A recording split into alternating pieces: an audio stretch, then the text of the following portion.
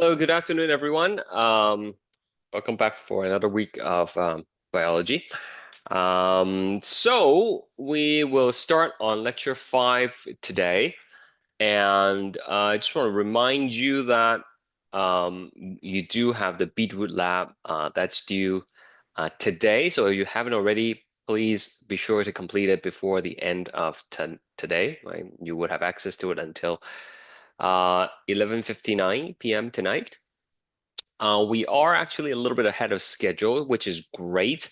We'll be able to start on metabolism. We probably will finish metabolism on Monday, next Monday, and then we'll be able to have a review for the test before you do the actual test. Okay.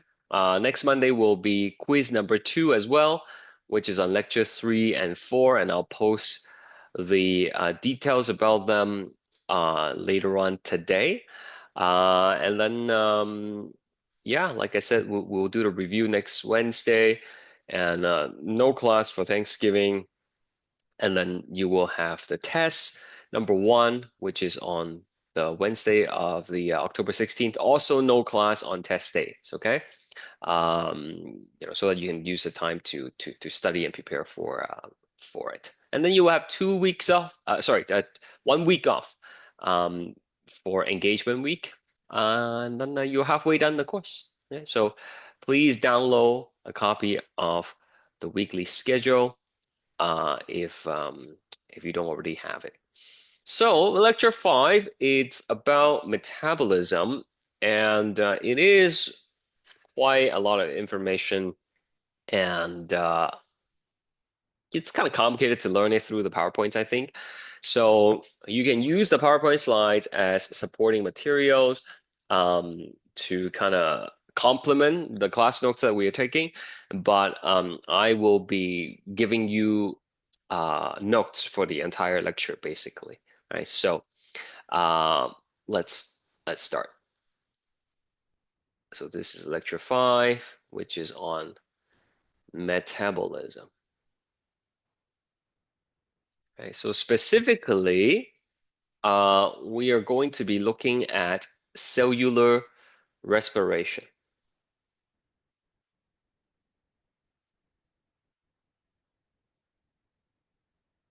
Okay, so cellular respiration is the main chemical reaction for producing ATP, okay, which is basically like cellular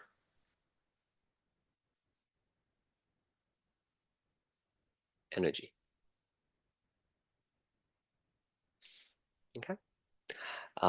It's the usable form of energy in cells, and cells can use ATP for various things, movements, transport, other chemical reactions, right? They might all need ATP, and cellular respiration is the main chemical reaction that our body use to create ATP. So let's write down the word equation. A word equation is exactly what it sounds like. It's an equation that's made up of words. And it's not the first time you've seen this. Okay? We talk about this several um, times already.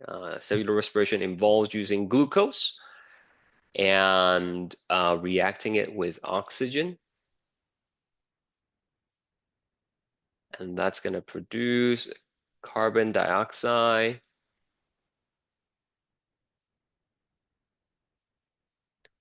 plus water and energy. Okay, so that's the word equation. But we can also represent the same thing using the chemical equation.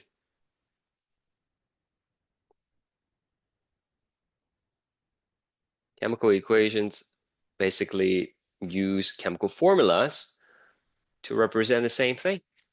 So instead of writing glucose, we can write C6H12O6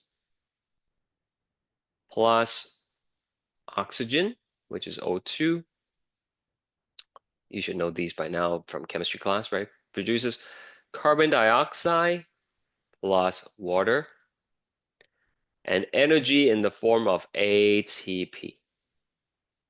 So we'll get to the ATP in a second.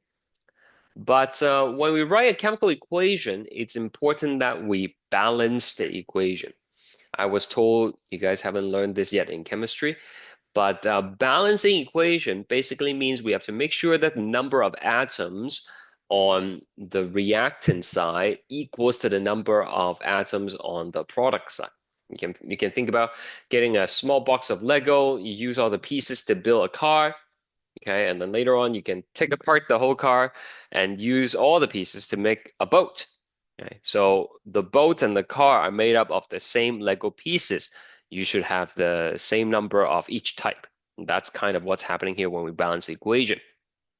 For example, if we take a look at glucose, C6H12O6, there are 6 carbon atoms here. And on the right side, we only have 1 carbon atom, right? So we're gonna have to put a 6 there. And then similarly, we can make sure that the hydrogen and the oxygen are balanced. Like it's not my job to teach you how to balance the chemical equation. You'll learn that later on. But I will just give the answer here.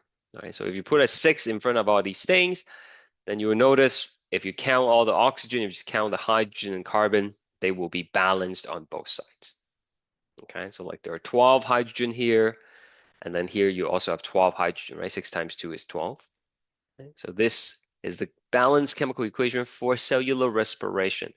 And for every glucose that you break down, for every glucose that you metabolize, you will be able to create up to 36 different, up to 36 ATPs. Okay, not different, they're the same ATP, okay, but you'll be able to make 36 of them. Okay. Now there are a couple of things we want to talk about um, for this reaction. So leave a little bit of space, maybe 4 or 5 lines, and then we'll write it out first. Okay. So cellular respiration, which is what this equation is, cellular respiration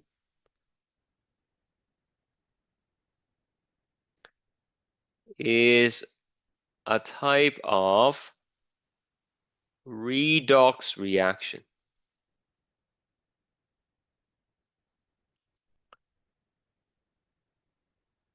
Right? So the next natural question you might have is, what is a redox reaction, right? So a redox reaction, and they usually write it in all caps. Okay, redox reaction involves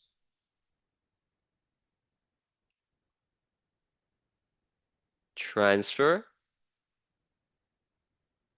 of electrons. Okay, we're going to be writing the word electrons many times throughout the lesson. So I'm just going to put like E with a negative here, okay, as short form. So redox reaction involves transfer of electrons from one reactant to another. Okay. Reactants are the stuff that are on the left side of the equation, okay? The ingredients are the reactants, and then the product is on the other side. So that's what redox reaction means. It involves a transfer of electron. You're going to take electron from one thing and you put it on the other. That's what a redox reaction is. Now let's take a closer look at the word redox.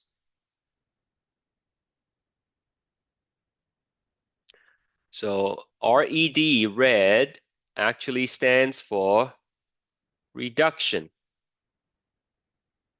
Okay? Reduction or like reduced. Okay? In a reduction reaction, the molecules are reduced. What does that even mean? Well, reduce means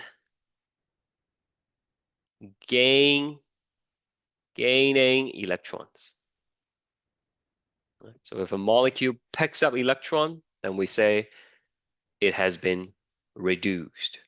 Or we can say it has undergone a reduction reaction. On the other hand, ox stands for oxidation,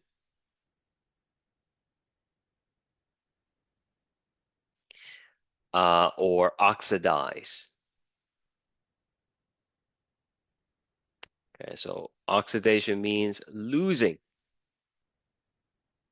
electrons.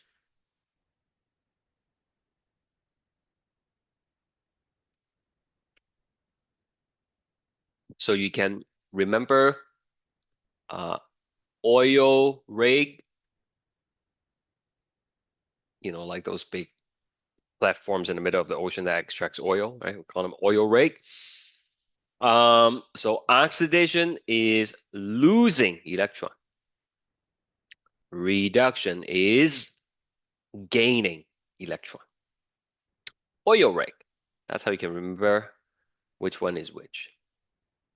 So I'm gonna pause here for a second for you to catch up, as well as ask me questions if you have any.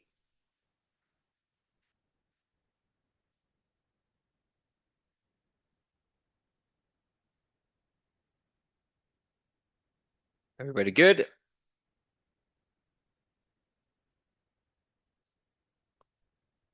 Right.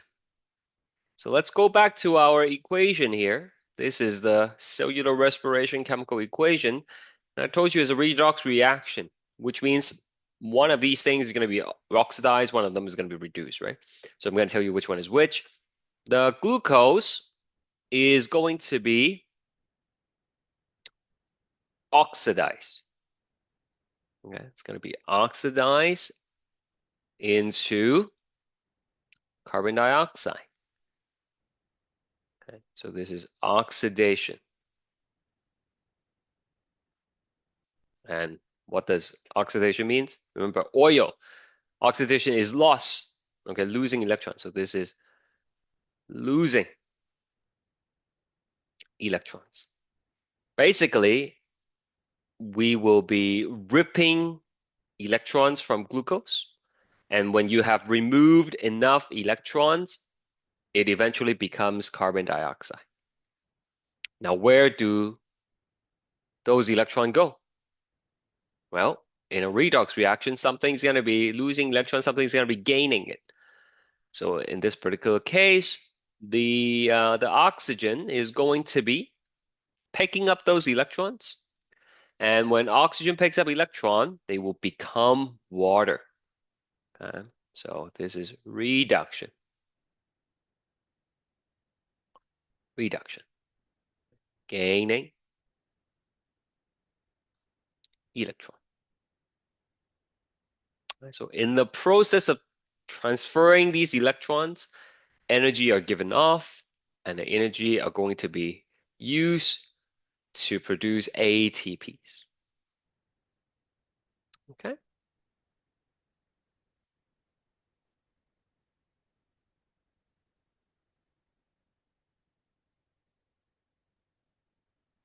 All right, moving on.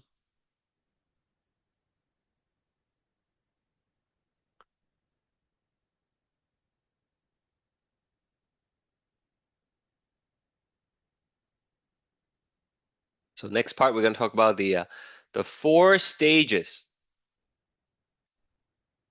of cellular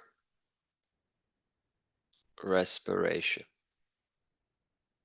Now, even though I wrote the equation for you, it's like a single equation, and I let me just go back here for a second. I was telling you we're going to be removing electrons from the glucose and then putting it onto oxygen.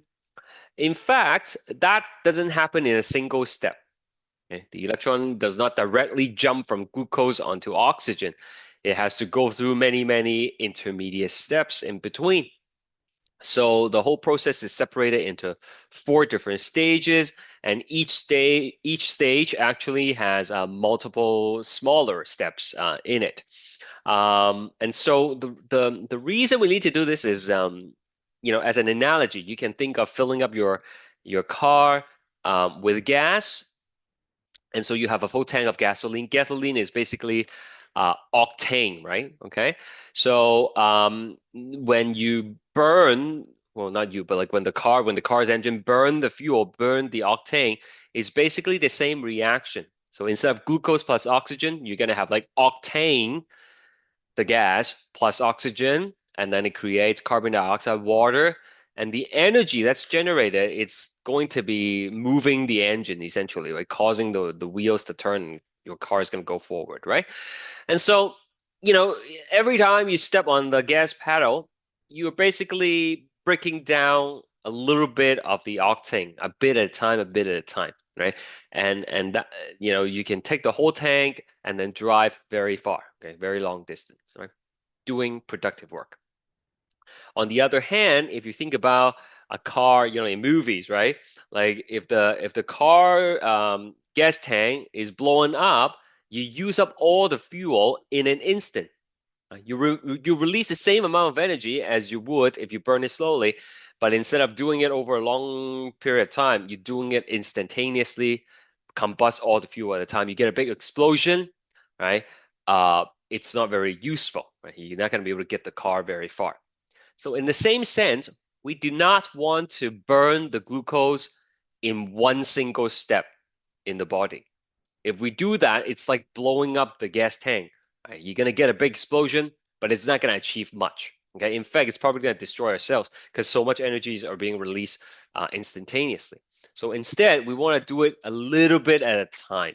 And that's why we're going to be breaking it down into 4 different stages. Okay. So I'm going to write the names of the stages here and I'm going to draw a picture here. Okay. They are just names for now. I'll explain what they mean later. Don't think too much about them for now. Just copy the names and I will explain later. So the first stage is called glycolysis. Second stage is called pyruvate oxidation. And then we have the Krebs cycle, which is also known as citric acid cycle. Sometimes these things have like multiple names. Citric acid cycle. And step number 4 is the electron transport chain, also known as the ETC for short. Okay. So these are the 4 stages, and you know we're gonna talk more about them later on. Okay, so here's a cell. Okay, just your typical cell, and this is the cytoplasm. Now this morning, my other class, nobody was able to tell me the answer. Let's see if you guys can help me out. Which organelle plays an important role in performing cellular respiration? Mitochondria. Mm-hmm. Very good. So I'm gonna draw a mitochondria here. This is not to scale, guys. Okay, this is just a diagram. There you go. Okay. Uh, this is mitochondria. Okay, or you know, mitochondrion for singular. So there you go.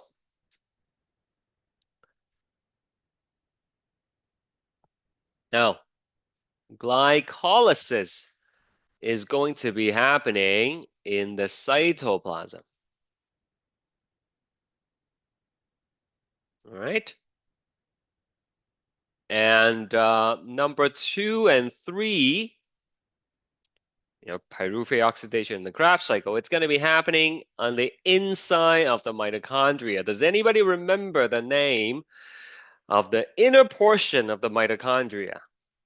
It has the same name as the famous movie. Has 4 of those movies now. Anybody remember the name? Matrix. The Matrix, that's right. If you have not seen that movie, maybe you can. Okay, it's pretty good. So that's the Matrix, and that's where number two and number three happens. And number four, it's going to be happening right here. Okay, it's hard to see. Maybe you want to use a different color, but number four is going to be happening in the foldings, which is called the cristae. Okay, we drew the mitochondria uh, maybe 2 weeks ago. Okay, it's definitely in the note somewhere. And the different parts of the mitochondria is responsible for allowing these different reactions to take place. Today, we probably will only have time to do one, two, three, and then next Monday we will do number four. Okay. So this is just to show you where things happen. Any question?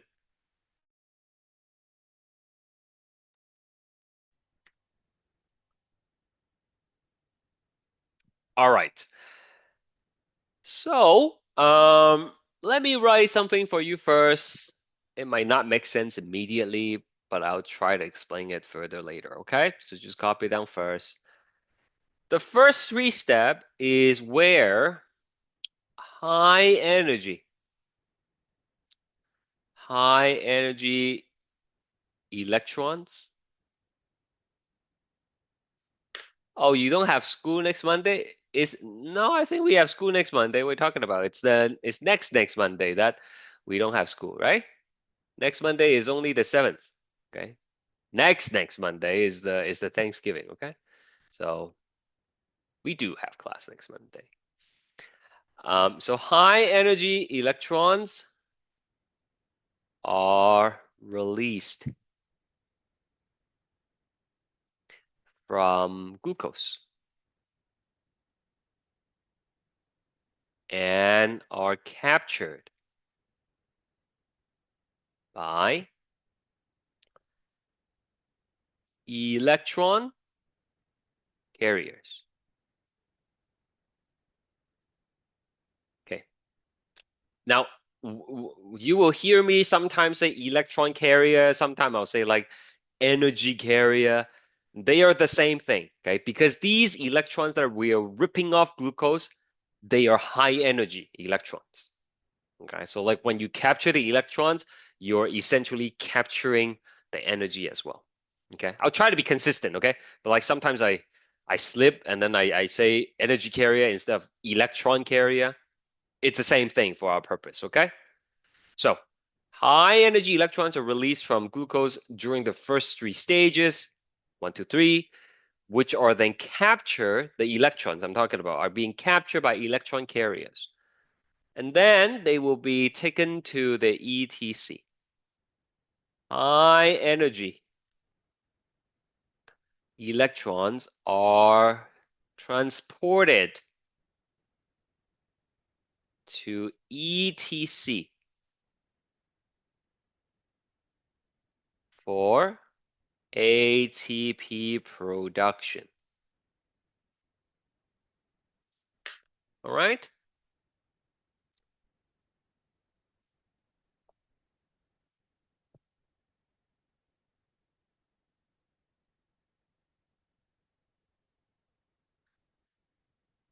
So that's it for this section. Put a line there. And next, we're going to talk about these electron carriers. Electrons or energy carrier.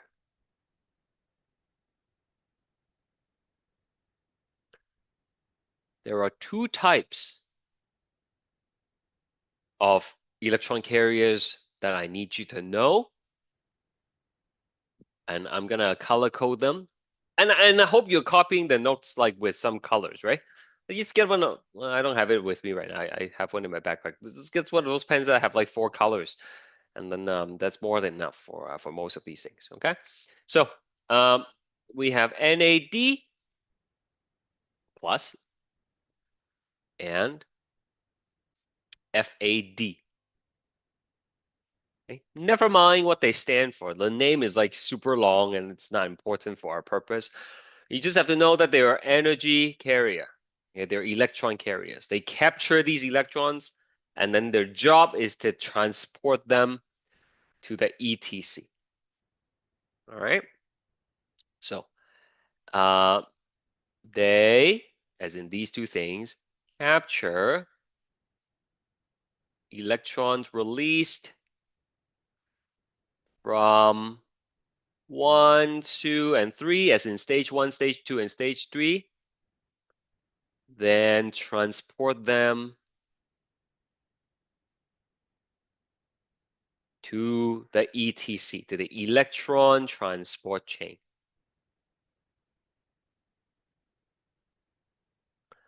So I want to show you how it happens.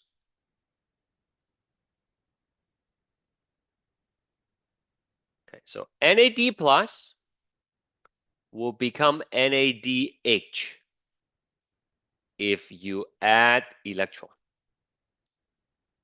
to it. And then if the electron comes out, then it will become NAD plus again. All right, so like basically like this, I guess. All right, this pen here, that's NAD. All right, and then you add the electrons, you cap it, then now it becomes NADH. You can take it elsewhere, and then the electron can come off, and then it becomes NAD plus again. So it has two forms. It has the empty form, NAD plus, and then the full form with the electron, NADH. All right? Like I'm simplifying things here, right? Like you might wonder, hey, where did the H come from? Right? Like, don't worry too much about it. Similarly, we have FAD here, okay, and the FAD will pick up electrons, and it will become FADH2, and then it can let the electron off, and it will become FAD again. Okay, so I just want to remind you, when you are picking up electrons, when NAD plus picks up an electron, that's reduction. Okay, when NADH lose the electron, then it's oxidation. Same thing over here. Reduction, oxidation. And it's just kind of flip between the two modes, okay? The two state, right? The NAD plus state and the NADH, FAD and FADH2. So I'm gonna try to help you understand this with an analogy. Right? Maybe don't copy this down. Just watch, and then if you decide you want it, you can come back and copy later, okay? Because I'm gonna be moving things, I'm gonna be erasing things. Like, don't copy this. Just watch, and you will understand once you watch it, okay? So let's say, there's a hotel number 1, and then there is a hotel number 2. Okay, and then hotel number 3, which looks whatever like this. Okay, there you go. Hotel number 3. Let's put some doors on it, make it look nice. And we're gonna have some people here waiting.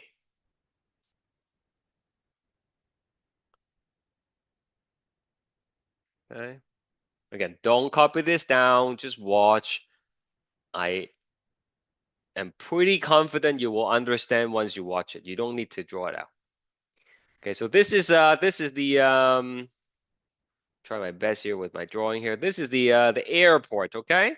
Which is number 4. So you can think of this as like some kind of vacation destination, and then with people at different hotels. And this is the end of the vacation. So people need to go to the airport, right? Yeah. Of course, when you're on vacation, you don't usually drive your own car. And so how do you get from the hotels to the airport? You're gonna get a cab, right? Okay, you call Uber or whatever. So in this analogy, the people are like the electrons. Okay, so then you have a taxi. Right? The taxi is the NAD plus, basically.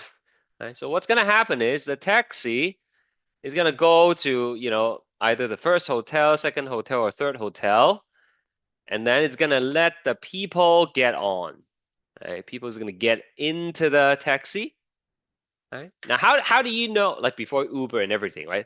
Like if you see a taxi coming your way, and you cannot see the inside because it's dark or something at night, how do you know whether there are passenger inside or not? Like even have if you have not been on a taxi, you probably have seen this in like movies and whatnot, right? So how do you tell if a taxi has people in it or not?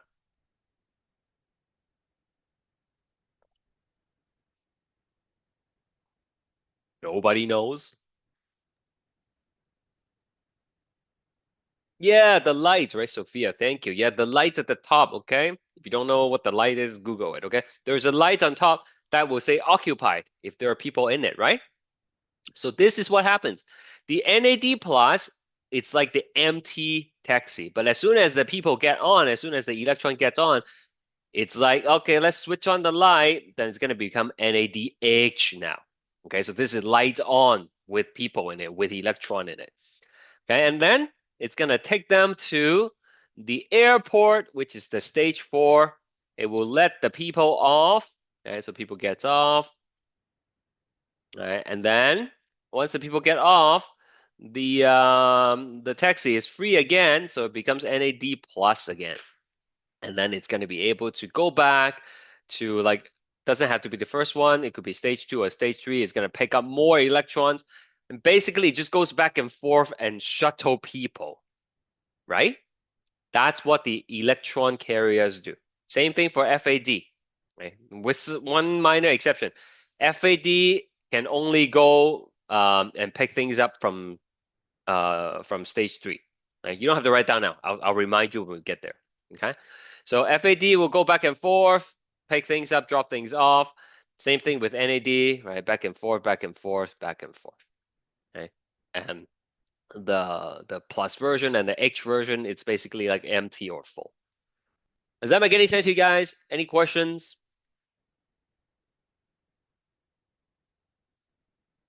Everybody with me?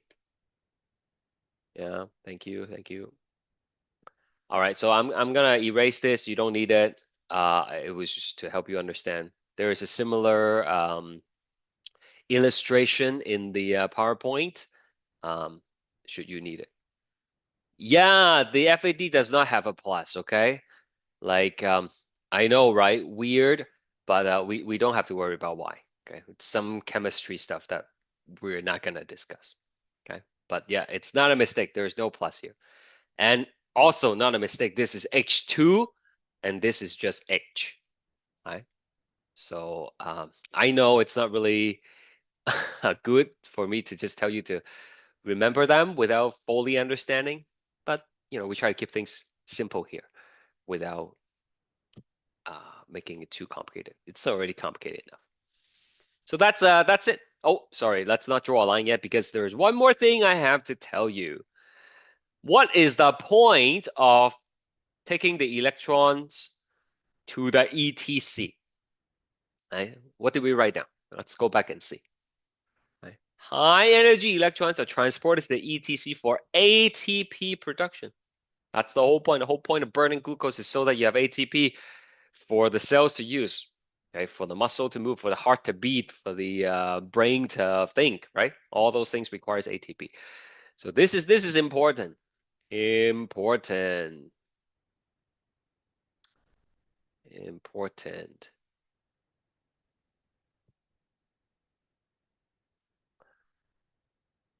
So each NADH carries enough energy to make up to 3 ATP, whereas each FADH2 carries enough energy to make up to 2 ATP. When I say up to, it means like, under ideal conditions, that's the maximum number you can make. Right? But sometimes, things are less ideal, then you might make less. Okay? But ideally, if everything goes well, you could make 3 ATP for every NADH and 2 ATPs for every FADH2. All right?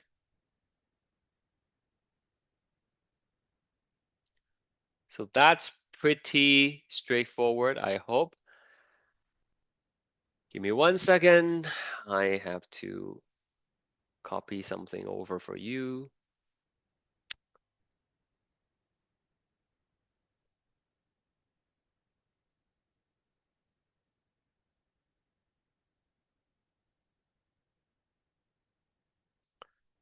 Oops, I don't know what is happening there. There we go. All right, let's try this. Concept check question. Go ahead.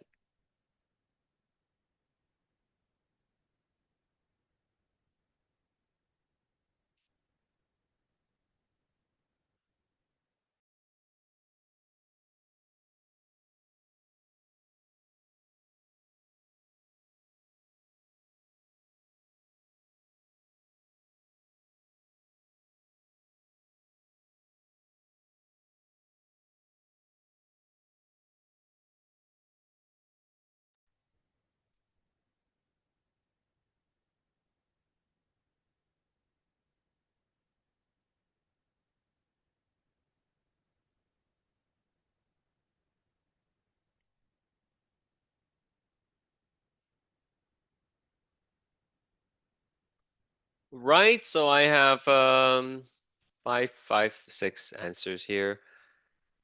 Let's take it up. Okay, let's see.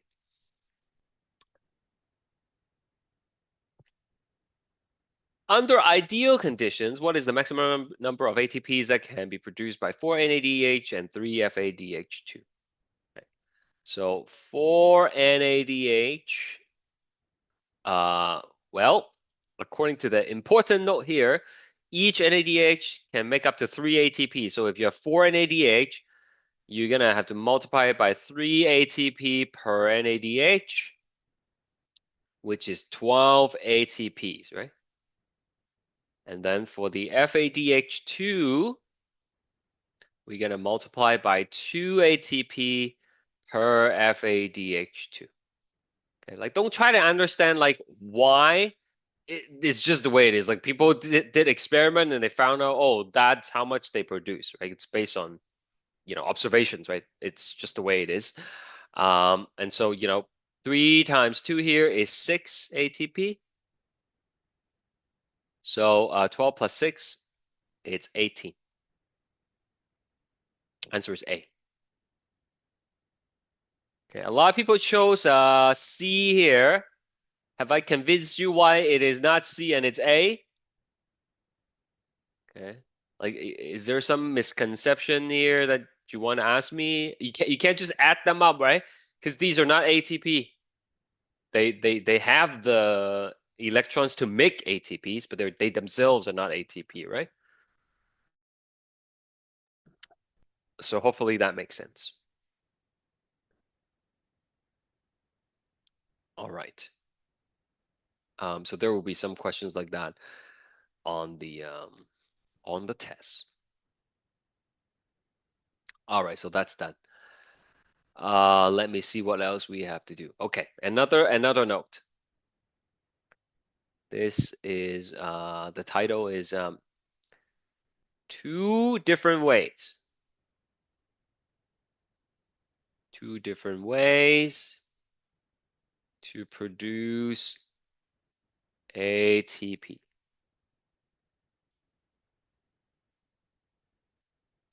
In cellular respiration, of course, right? So how many ATPs are we making in cellular respiration? You can look back and check the number. How many are we trying to make, huh? Mm-hmm. 36 is the magic number, right? We try to make 36 ATP. So of the 36 ATP, it turns out there are only two ways to make them. Okay? So this is the first way. Okay? First way to make ATP. It's a long name. I will explain to you what it means. Okay, let's write it down first. It's long. I cannot talk and spell it at the same time.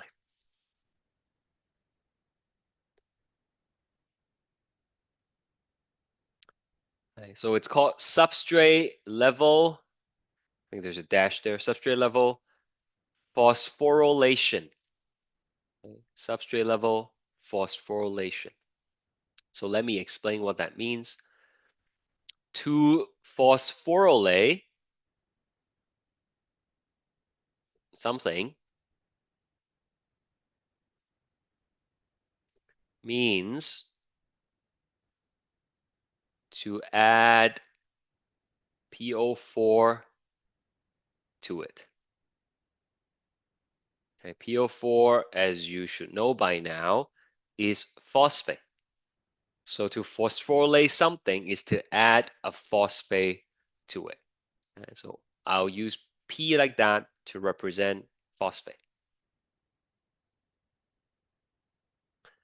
So substrate level phosphorylation, or you can call it like SLP for short, it accounts for about 11% of all ATP productions.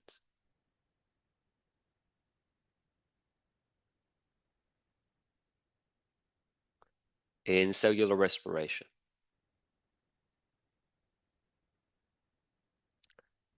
So that's about 4 ATP of the 36. Okay. Only 4 out of the 36 are produced using this particular method. So I'll show you how it looks like. And we're gonna have to have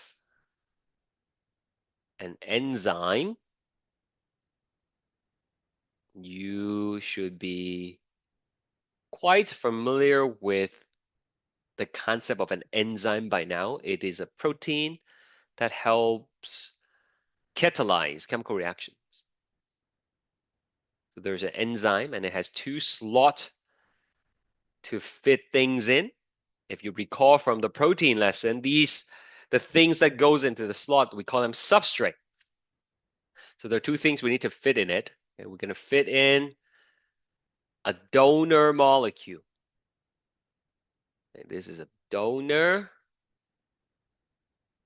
or fuel molecule, depends on where you read this thing about at.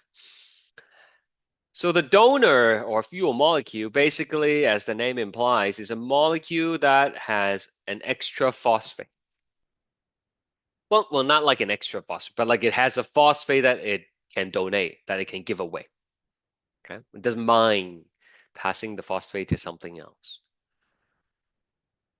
And then we are gonna have another molecule here that has two phosphates on it.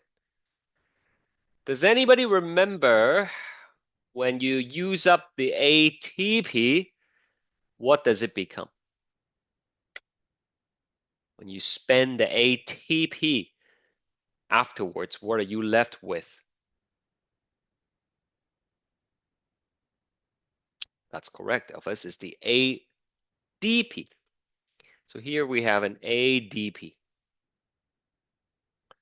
It's empty, empty as in like it doesn't have any energy. It needs to be recharged before you can use it again. And so that's what the enzyme is going to do. The enzyme is going to take the phosphate from the donor and it's going to transfer onto the ADP. Okay, so this method of producing ATP is called substrate level phosphorylation. Okay, so this happens in glycolysis stage 1 and 3. Only. Okay, 1 and 3. If you want the names, you can go back to the earlier notes.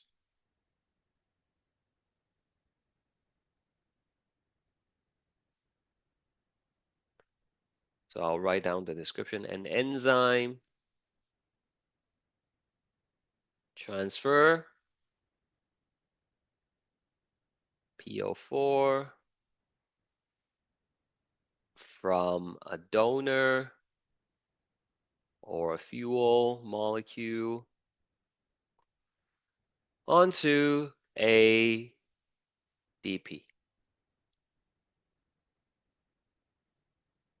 to produce ATP. That is method number 1.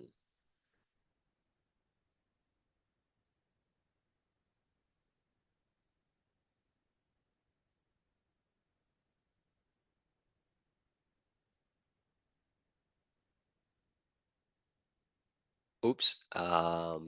Did I use Roman numerals? I did. Okay, so let's keep it consistent. Method number 2. All right, so method number 2 of producing ATP actually is take very long time to explain. So I am actually not gonna explain it today, but I'll give you the name. It's called oxidative phosphorylation. It's gonna take about half an hour to explain, which we will do on Monday. But a couple of minor things though. Uh, it happens in the ETC, which is stage 4, accounts for a majority of ATP production, okay, as opposed to like 11%, right? Okay, so technically it's like 89% here, right? But whatever, like round it up, 90, approximately. That's what Strigley is. Approximately 90% of ATP production in cellular respiration.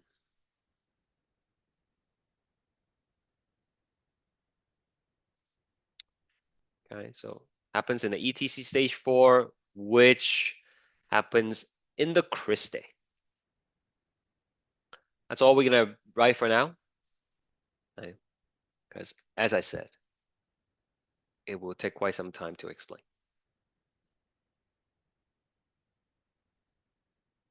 So, but the next part here, the next part of the note is to look at each stage in more details, right? Starting with glycolysis.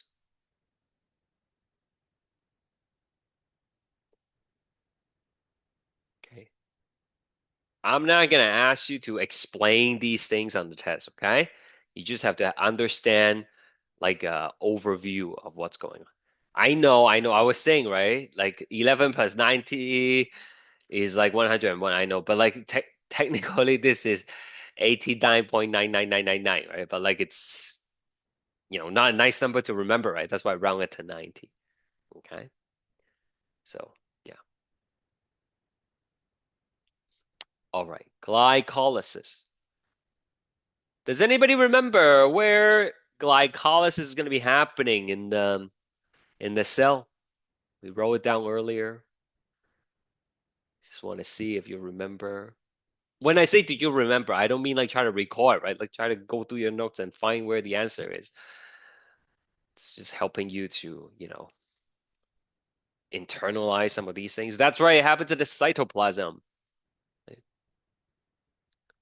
happens in the cytoplasm. Okay. Can take place without oxygen. You might wonder, hey, when do we not have oxygen? Like, are we gonna die? We'll talk more about it next time, but the short answer is when you are doing strenuous exercise. Let's say you're running at full speed, then it's possible at some point your muscle is not receiving adequate amount of oxygen. You're using up more than you are supplying. Then your body is not going to be your muscles not going to be able to do the full cellular respiration. Okay, but it can still do glycolysis because it can take place without oxygen. This is called anaerobic respiration. Okay, anaerobic means without oxygen, as opposed to aerobic. Like people do like aerobic exercise, right?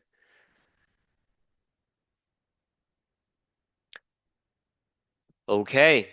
Let's see what else we can say. Well, glycolysis, let's break the word down. Glyco means glucose. Lysis. Does anybody remember what lysis mean from the last class? We took a note with the hypotonic, hypertonic stuff, and I wrote down the word lysis for you. What does it mean?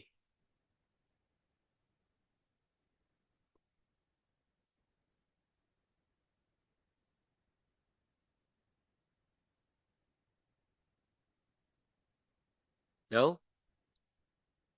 That's okay. Lysis is to break. Yeah, destruction, breaking, bursting, right? So glycolysis, if you put the two parts together, it's basically breaking glucose. Okay. So one glucose is broken down into two pyruvate.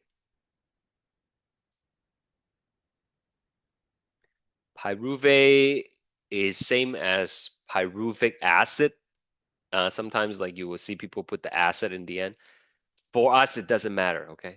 It's not really the same, but again, keeping things simple, all right? So glucose has 6 carbon, C6H12O6. If you break it in half into two pyruvate, each pyruvate is going to have 3 carbons in it.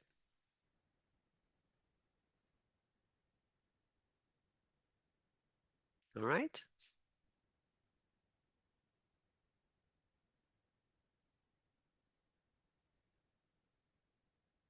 Now there are 10 steps in glycolysis, okay, which is like quite a lot.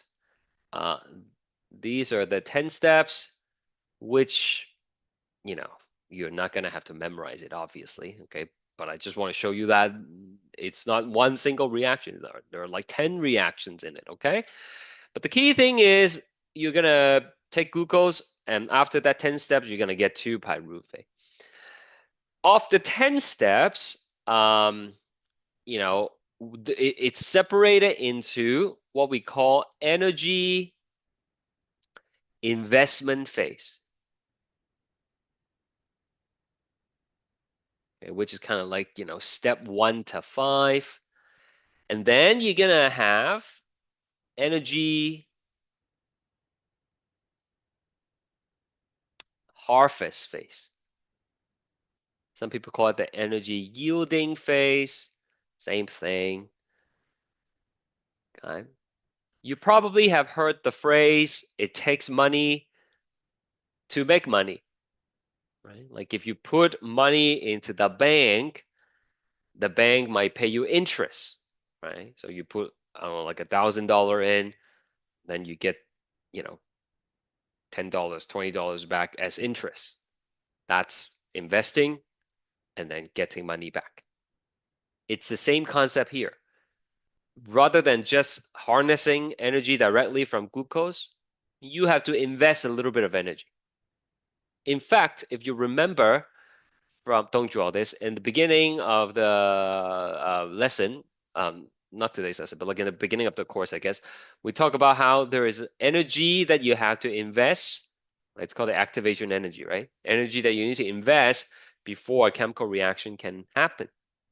So that's basically what's happening here. The energy investment phase, right, uses 2 ATP to energize glucose, right? To get it all energetic and ready to react. And then the energy harvest phase, that's where you're gonna reap your reward. You pay 2 ATP now. Let's see how much we can get back. Okay, so 4 ATP are produced via SLP. Remember, there are two ways to produce ATPs. The one with the enzyme, that's the substrate level phosphorylation. And that's what we're using here. In addition, 2 NADH are produced. So that's pretty good. You pay 2 ATP, you get 4 back. In addition, you also get some NADH. Remember, NADH can become ATP, right? It contains energy that can be used to make even more ATP. So that's a pretty good return. Okay. So something to be careful about is that even though we are producing 4 ATP, but net ATP is 2, right? Net means you have to subtract your expense. Gross is total. Right? So like if you give me $200 and then later I give you $400, how much did you actually make? Just 200, right? You have to subtract how much you pay off at the beginning. So that's what this is.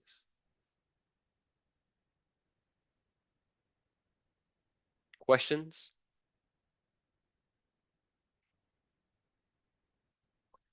All right, I think this is a good time to take a break. We will resume in about 5 minutes. What about the 2 NADH? Yeah, before the break, quickly though, I should put a note here. Where does this go? And where will these two things go? Take the electrons to ETC, stage 4. So what exactly happens there? We don't know yet. We know it's gonna, create ATP, but how does it happen? You will have to come back next week. Okay, but that's where they're going. All right, let's take a break. 1:35, huh? See you guys. Okay, let's keep going. So that's pretty much what happens in glycolysis. Now I want you to get a new piece of paper, please, because we do a summary here, and we're gonna add to the summary as we progress. Okay, so you really need to have a separate piece of paper on the side so you can make reference as we move along. Okay, so this is cellular respiration.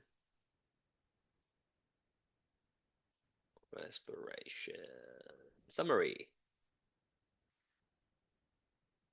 And it's best if you have like a few different colors here. Okay, so this is what it's gonna look like, okay? This is your paper. We're gonna start in the middle.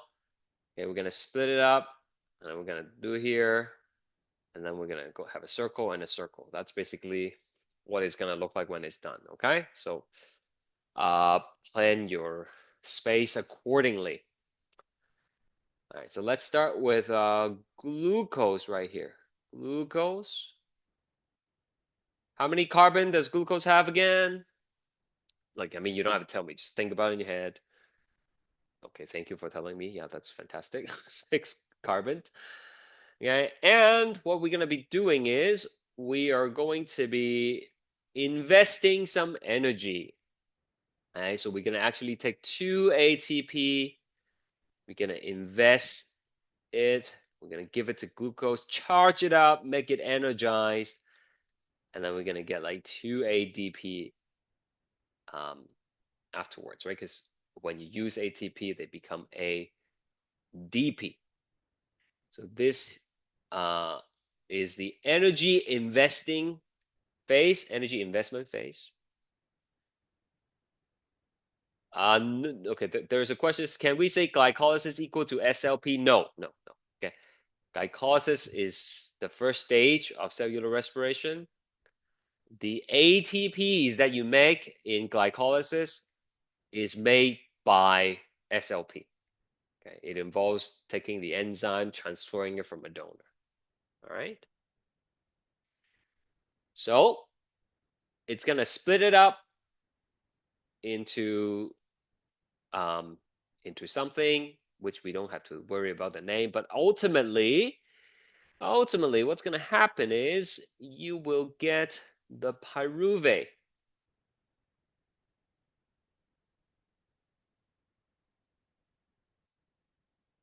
which is 3 carbon each. And along the way, we're gonna have we're gonna take 2 ADP here, and we're gonna be able to make 2 ATP. But that happens on each side.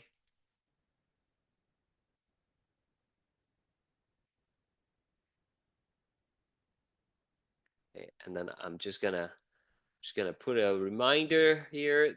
These ATPs are produced by substrate level phosphorylation. The enzyme's gonna come, take a phosphate from a donor, transfer it onto the ADP. It's not the common method for making ATP, only accounts for a small percentage of it, 11%, but nevertheless, it happens. And then if you are following the color code, sorry, I'm just gonna have to give myself a bit more space here.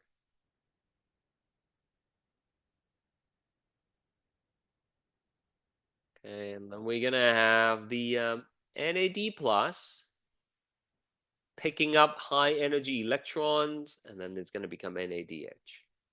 It's gonna happen again on the other side.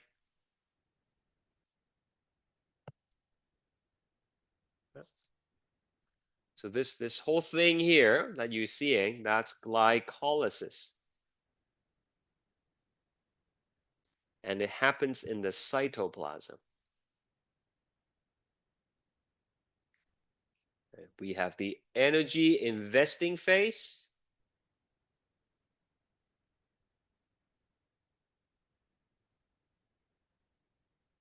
And then we have the energy, what did I call it? Harvest phase. Yeah.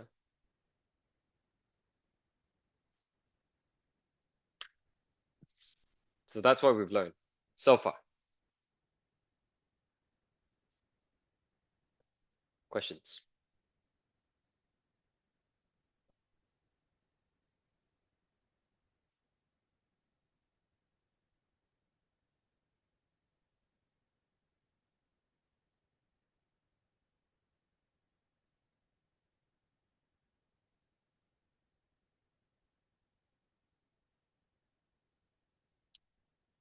Okay. Keep this sheet next to you as we go on.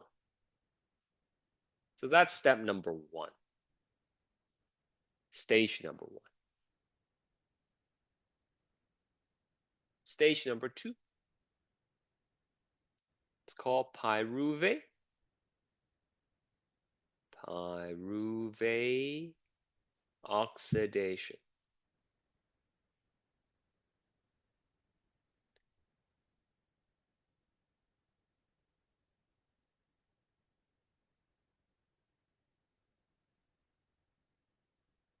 So the pyruvates, the two pyruvates produced in glycolysis will enter the matrix. If O2, if oxygen is available, Right? If it's not available, then it's going to do something else. Talk about it next time. Right? But if you have enough oxygen, which is what normally happens, okay? Like, unless you're running a marathon right now as you're listening to me, if you're just sitting at home, you're gonna have enough oxygen, right? So the glucose that you have is gonna get broken down to pyruvate, and then they're gonna go into the matrix. Three steps happen. Is the glycolysis summary or cellular respiration itself? You mean the other thing that we did with the flow chart? Yeah, that's for the entire cellular respiration. We're not done. We're gonna add more things to it, right? That's why I said like keep it on the side. Um, as we learn each stage, we're gonna go and add more to it. Okay. So by the end, you're gonna have a complete picture. So there are three steps here, that happens in the pyruvate oxidation. So um, number one, I guess, remove CO2. Number two, generate NADH. And then number three, addition of coenzyme A. I'll explain, okay? These are per pyruvate molecule. Right? So happens twice per glucose. Remember, the glucose will get split into two pyruvate. Each pyruvate will do these three things. So remove carbon dioxide, it's pretty self-explanatory. Generate NADH is also self-explanatory. It just means that as the name implies, we are oxidizing pyruvate. So electrons are coming out and we got to capture them. And NADH is, of course, energy electron carrier. And then the last one is addition of coenzyme A. So let's backtrack a little bit. At the beginning, before the reaction started, we needed to energize glucose. So we invested 2 ATP. And we have been getting good returns from our investment. Right? We got 4 ATPs back in gross.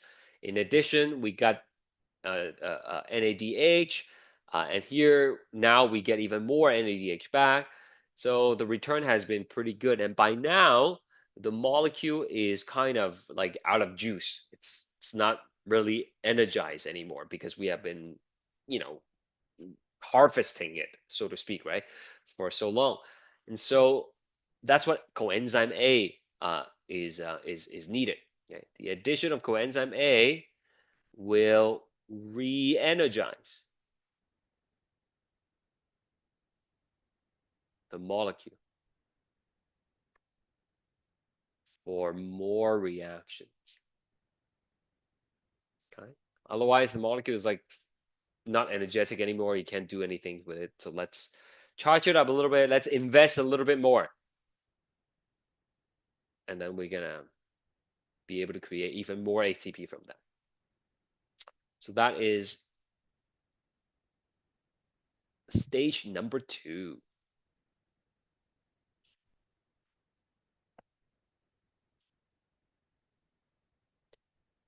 Yeah, coenzyme A is, I know it sounds like an enzyme, but actually is not. Um, it's a coenzyme is basically an organic molecule that's gonna work with an enzyme. That's probably the short answer of that. Okay. Organic molecule is anything with carbon in it, right? So this is just think of it as like a charging molecule. That's probably the best way.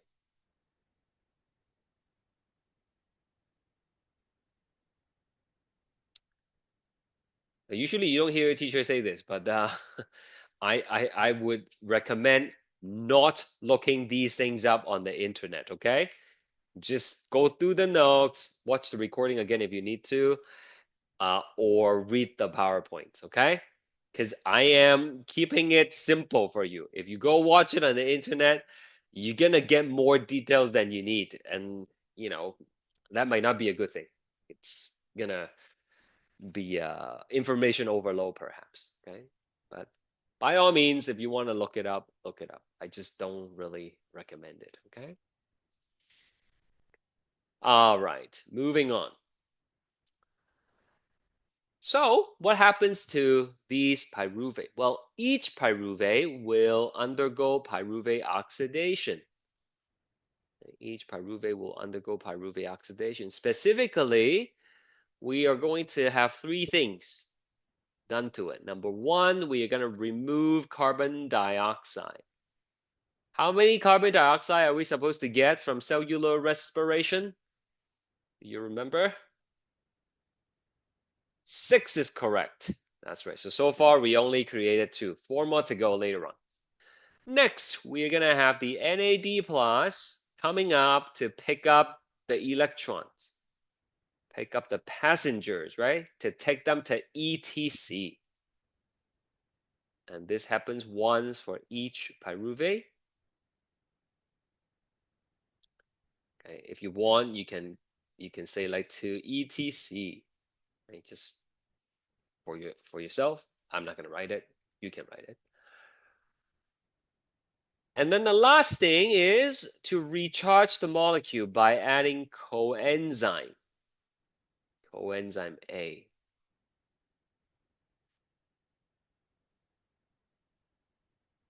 There you go.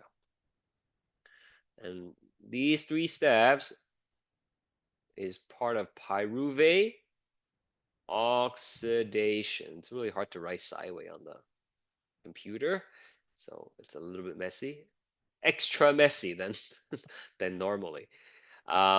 This happens in the matrix, guys. Happens in the matrix.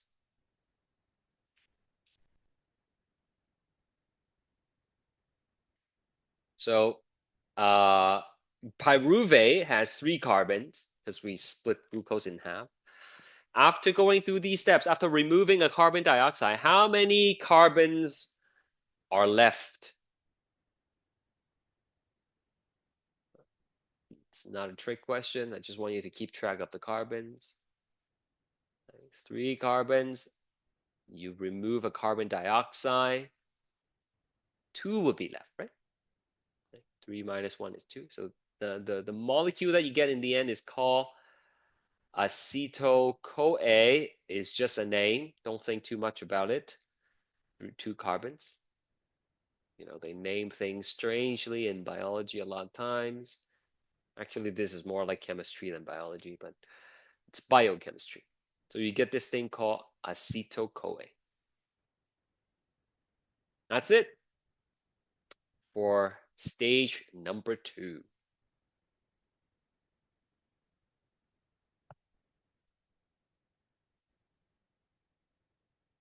All right, let's take a look at stage number 3. It's the last thing we'll do today, okay? Stage number 3 is Krebs cycle. This is a person's name, okay? I think it's named after someone who probably contributed to discovering this thing.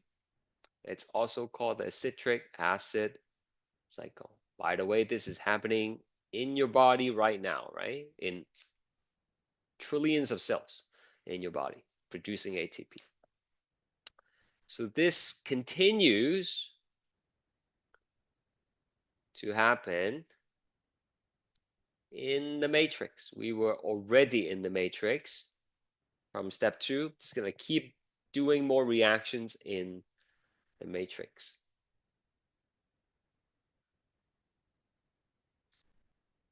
Each acetyl-CoA will go through one cycle, producing, okay, you just have to take my word for it, producing 2 carbon dioxide, 3 NADH,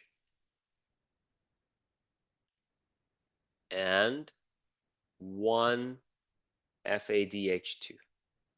Okay, so it's the first time we see this energy carrier. In the earlier notes, I told you this only happens in stage 3, right?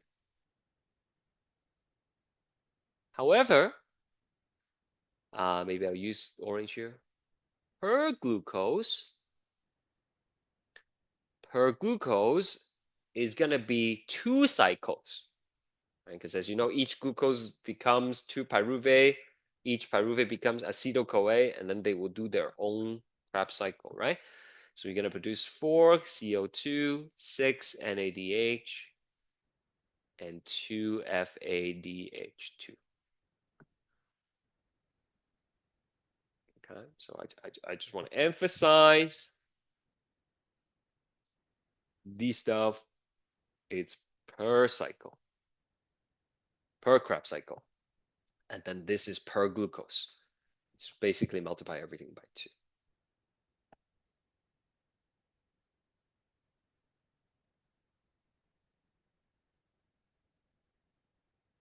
Okay, so it's a cycle. That means it keeps on going and going and going. Now let me draw it out for you in the summary. It will make more sense.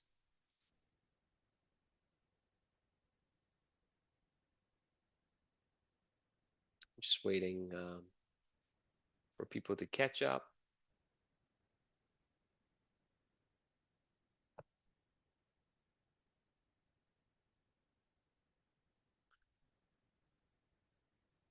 I am also going to take a look at the lab.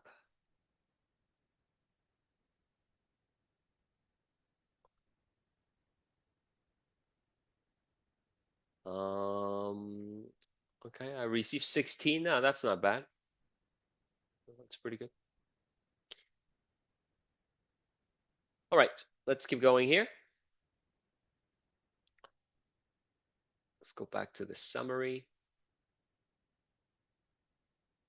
All right, so let me explain a little bit first. Now, in the matrix, there are like a bunch of stuff floating around in the matrix, okay? And one of the things that's floating around has a name called oxaloacetate. I mean, it's not important for you to remember this name, but this guy has 4 carbons in it. Okay, so the first step in Krebs cycle is that the acetyl-CoA, which has 2 carbons, it's going to combine with this oxaloacetate. This was already there in the matrix, okay? So they're gonna combine with each other, and 2 plus 4, as you know, is going to be 6, and that creates citric acid, okay, which is 6 carbon. So that's why the Krebs cycle is also called the citric acid cycle, because the first product that you get in the Krebs cycle is citric acid. And then a bunch of reactions are going to be happening, okay? There are like 8 steps, which we're not going to look at. The key thing to know is as these reactions are happening one at a time, the citric acid is going to be broken down, and you're going to release wrong color. And then you're going to release, oh, it's not letting me change color. Sometimes it happens when I talk too long. And then the program does not work anymore. Just restart.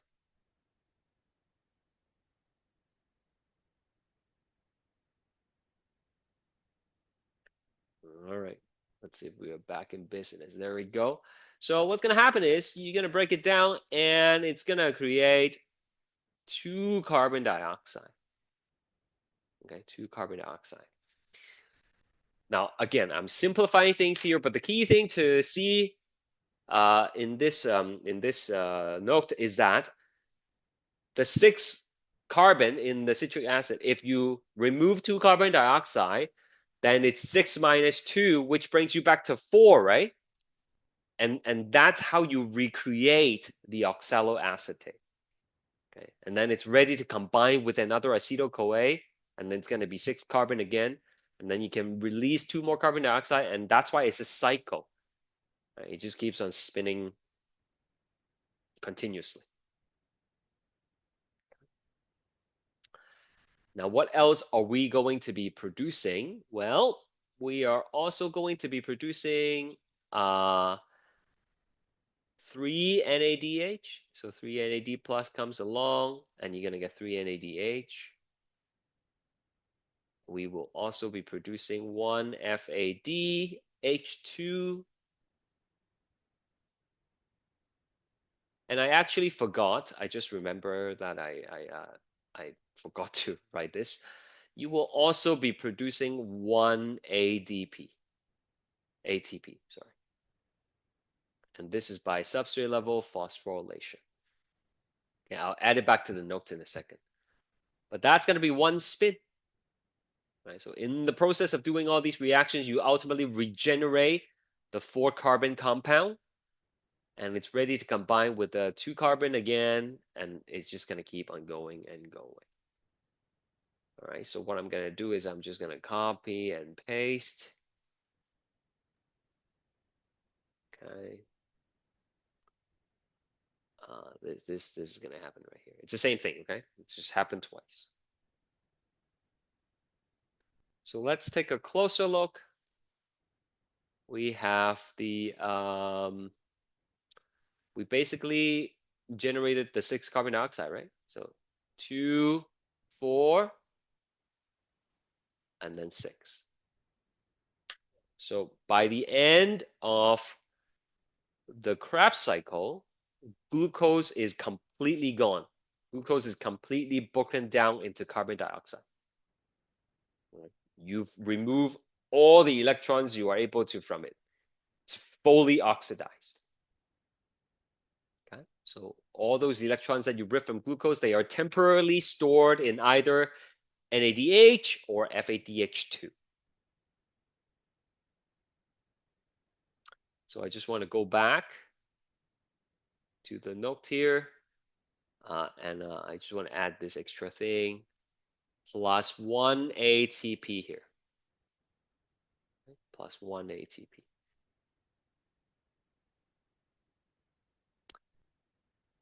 And if we are talking about per glucose, it will be plus 2 ATP. And then I'm just going to add this extra line here. At the end of the Krebs cycle,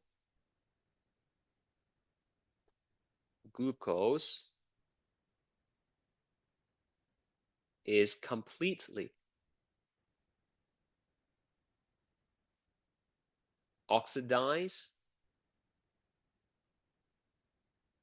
into carbon dioxide. Okay, more specifically, glucose has been oxidized into 6 carbon dioxide. All the high energy electrons are captured by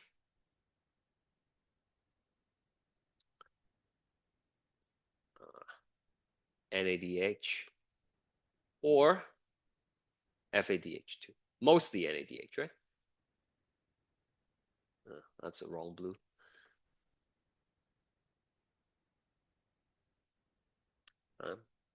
So far, we haven't really made a lot of ATPs. We made 2 net ATP from glycolysis. We made another 2 here in the Krebs cycle. We're supposed to make 36. Right? So we are gonna have to look at what happens to all these electron carriers at the ETC. How are we gonna take the NADH and FADH2 and make, the rest of the ATP? That would be the lesson for next time. But before you go, I want to ask you this question. Give me one moment. Just need to copy it over.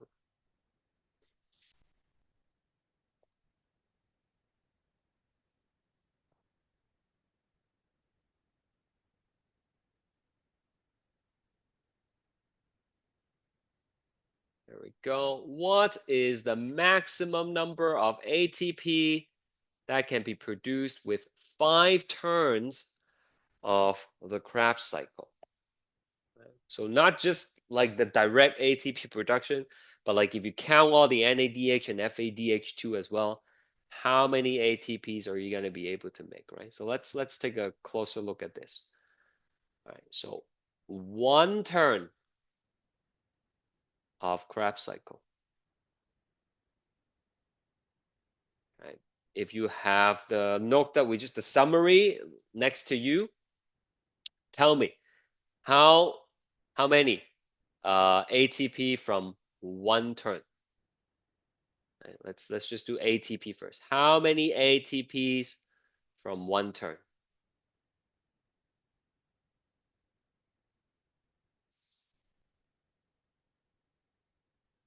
So we just go back here and we see 1 turn, that's 1 ATP, right? Okay, so that's what we're gonna write down. That's 1 ATP. This is by substrate level phosphorylation. Okay, and then how many NADH? You're just reading it off. There is no like, reasoning to this. Like it's just is because I told you it is, right? So if you memorize numbers, that's what you need to do on the test, right? So like 3 NADH. And I don't want you to think that like it's that I'm not explaining it to you. Like the numbers are obviously there for a reason, but it's beyond the scope of the course, right? Like it's not it's much easier to just take it for granted for our purpose than to go through and explain exactly, hey, how come it's 3, how come it's 1, right? So over here, it's 1 FADH2, right? So these are not ATPs, but they can go to the ETC to make more ATP, right? So specifically, each NADH can make how many ATPs? What number do I multiply this by? It's like in the important note, like I highlighted for you, right? Sorry, how many again for NADH? What do I multiply by? Okay, well let's go back and see the important note. There we go. There it is. Important. Each NADH carries enough energy to make up to 3 ATP. Each FADH2 carries enough energy to make up to 2 ATP. So we're going to go back here. Times 3, which is 9 ATP, right? And over here, times, what do we multiply this by, huh? Times 2. That's right, because I told you in the note, right? You just have to trust me. So 2 times 1 is 2 ATP. So remember, these are produced at ETC by oxidative phosphorylation. I haven't taught you what that looks like yet. We will, but that's how you make these ATPs. So this one is 1 ATP. So together, 9 plus 1 plus 2 is 12 ATP per cycle. The question asks for 5 turns, 5 cycles. So 12 times 5 is 60. The answer is 60. Okay.